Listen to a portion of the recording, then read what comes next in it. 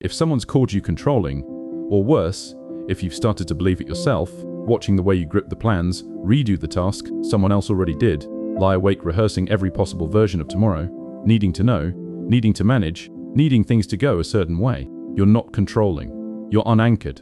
The grit isn't about power over other people. It's a nervous system reaching for the one thing it's never reliably had, a feeling of safety, and trying to build it out of certainty, because certainty is the only ground it ever learned to trust.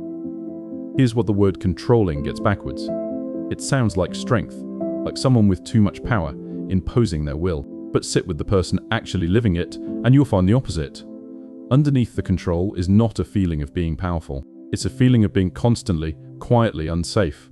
The need to manage every detail doesn't come from confidence that you can. It comes from a deep, wordless conviction that if you don't, something will go wrong.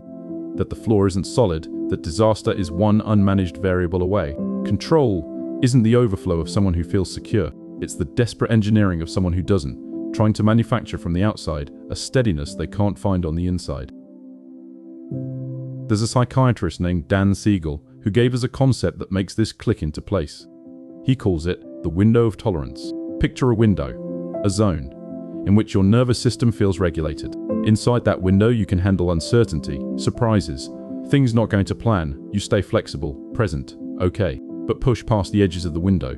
Too much stress, too much unpredictability, and you tip out of it into a state of dysregulation where the system feels flooded and unsafe, and it scrambles to get back inside. Now, here's the key. Siegel found that the size of that window is shaped largely by your early life. A childhood with reliable safety builds a wide window. You can tolerate a lot of uncertainty before you tip out. But a childhood that was chaotic, unpredictable, where you never knew which version of the day you'd get, that builds a narrow window, a small zone of tolerable uncertainty, with cliff edges close on both sides. And if you grew up with a narrow window, you learned, very young and very wisely, one survival strategy above all others: control the environment so it never pushes you past your edges. Manage everything, predict everything, eliminate the surprises. Because surprises are the thing that throws you out of the only zone where you feel safe. What gets labeled controlling is, underneath, a narrow window doing everything it can to keep you inside it. Let me tell you about someone. I'll call her Elena. Elena was the one who organized everything. The family trips, the spreadsheets, the contingency plans for contingency plans. Her partner loved her and was increasingly exhausted by her.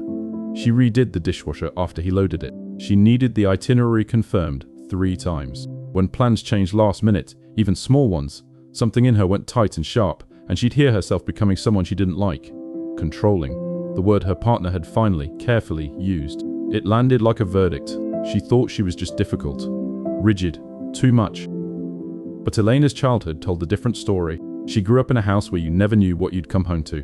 Which parent, which mood, whether tonight was calm or a storm. As a kid, she'd survived by becoming a forecaster, reading every sign, managing every variable she could reach, because the unpredictability was genuinely dangerous, and control was the only thing that ever brought her a sliver of safety. She wasn't born needing to manage everything. She was built that way, by a world that taught her, correctly at the time, that surprises hurt. Her window was narrow because it had to be. What changed for Elena wasn't forcing herself to let go.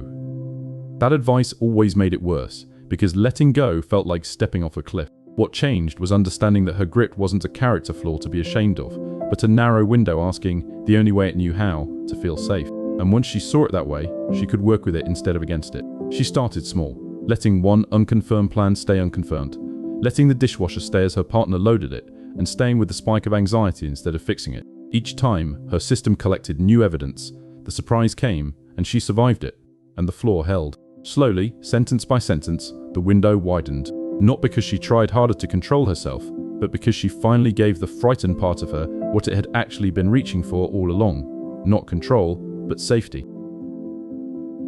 So if you've been called controlling, here are a few things to hold on to. First, the grip is a signal, not a sin.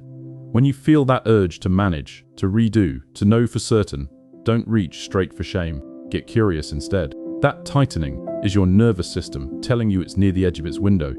That uncertainty feels like danger right now. It's not a moral failing. It's a frightened system asking for ground. Meet it the way you'd meet a scared child. Not with judgment, but with the question, what would actually help you feel safe here. Second, you can't think your way out, but you can widen the window.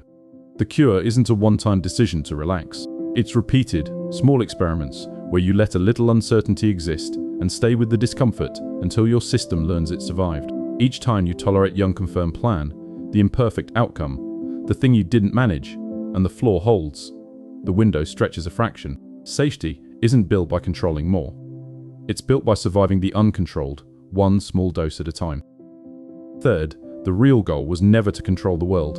It was always to feel safe inside it. And those are not the same thing. You've been trying to manufacture safety from the outside by pinning down every variable, and it never quite works because the flaw you're missing is an inner one. The deepest version of this work is building the ground inside yourself, so you no longer need the whole external world to behave perfectly before you can breathe.